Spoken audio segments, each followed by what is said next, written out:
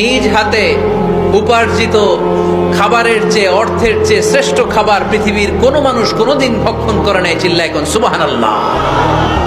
শ্রেষ্ঠতম খাবার নিজ হাতে উপার্জিত খাবার, ঘাম জড়িয়ে যে অর্থ উপার্জন করা হয়, যে ইনকাম করা হয়, এটা হালাল। আর হালাল খেয়ে দোয়া করলে কবুল করে কে?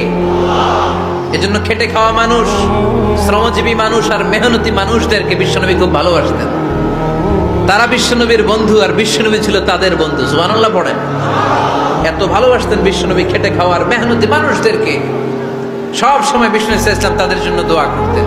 এজন্য যারা খেটে খায় তারা কপালওয়ালা, তারা মুস্তাজাবুদ দাওয়া। তারা কি? মুস্তাজাবুদ দাওয়া মানে এমন ব্যক্তি যে ব্যক্তি দোয়া করতে দেরি হয় কিন্তু দোয়া কবুল হতে দেরি হয় না। আপনারা এখানে ব্যবসা করেন কে কে? দেখি তো হাত তোলেন তো। ব্যবসা, মাশাআল্লাহ, অনেক ব্যবসায়ী আছে তো দেখি। আচ্ছা, হাত নামান।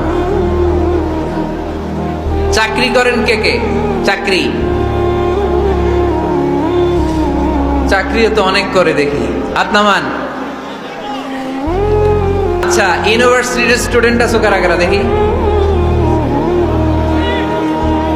মাশাআল্লাহ, হাত নামাও।